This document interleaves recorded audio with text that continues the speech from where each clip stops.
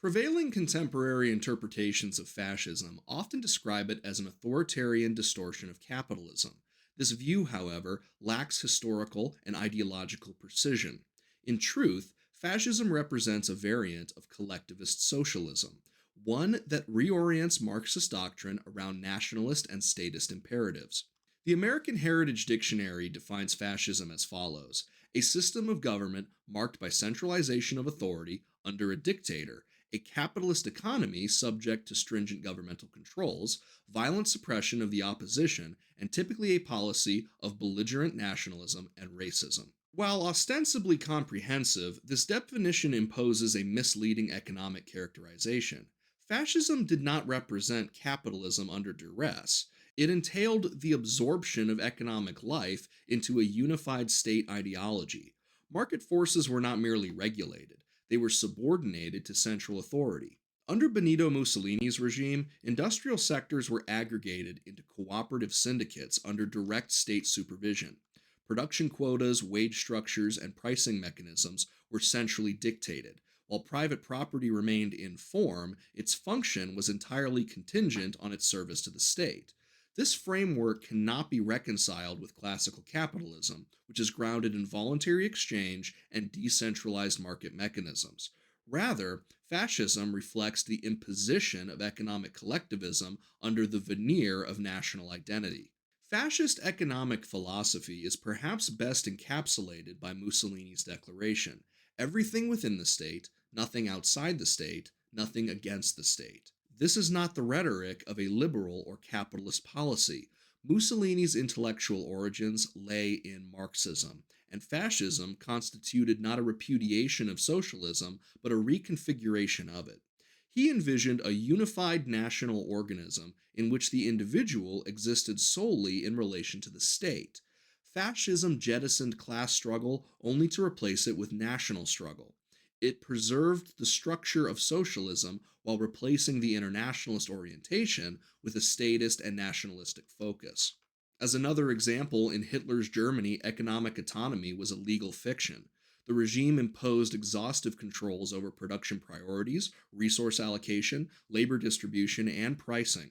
Industrial entities existed at the discretion of the state. Their operations were aligned with strategic directives rather than market incentives. Competitive markets were supplanted by state-sanctioned cartels, and the regime pursued autarky, subordinating economic rationality to ideologic and militaristic objectives. Agricultural output, raw minerals, and manufacturing processes were subject to rigid state planning.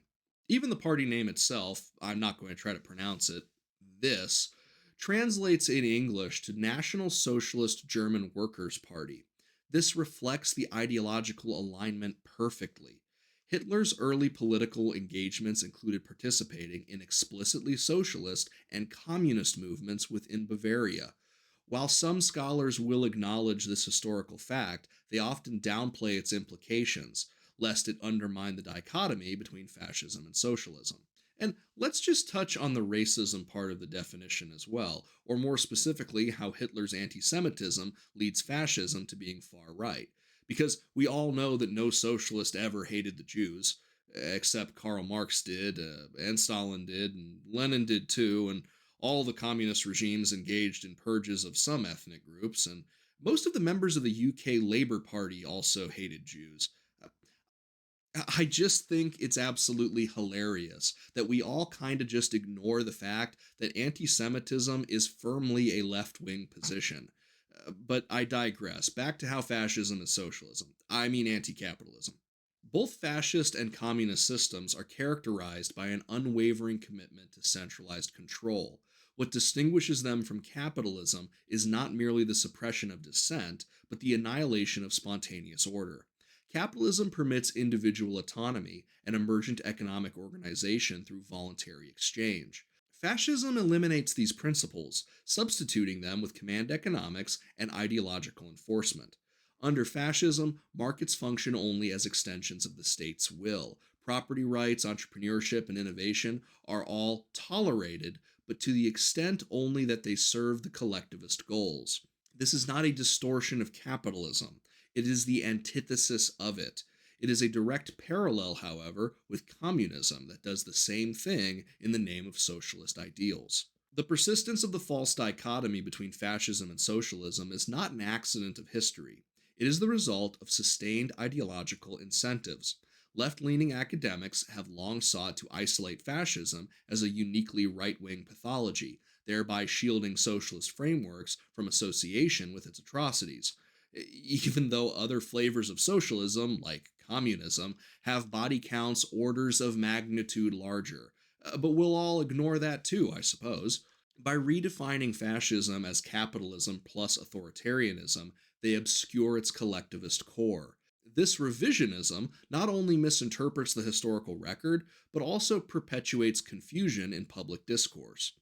Modern iterations of collectivism do not arrive wearing swastikas and holding hammers and sickles. They come under the banner of safety, equity, or moral progress, but the mechanisms are the same: speech control, market interference, ideological conformity, and the subordination of individual rights to the purported needs of the collective. It is crucial, nay, critical, to understand that these methods are not tools to combat fascism, they are fascism. Whether implemented in the name of national pride or social justice, the common denominator is coercion in service to the state. Fascism is not capitalism's darker reflection. It is, like communism, a distinct form of collectivist socialism. Both systems demand subservience, extinguish dissent, and negate the individual as a moral and political unit. The next time someone asserts that fascism contains capitalism and is not socialism, ask them when was the last time a free market needed secret police. Capitalism does not place individuals in camps, nor does it demand ideological purity. Freedom, properly understood, requires neither uniformity nor obedience, only consent. If you enjoy my content, please consider liking, sharing, and subscribing. If you'd like to support future content, please visit my Patreon, link in the description below. I've been Drex Hawkins. Thank you very much for watching. Have a good one, my friends.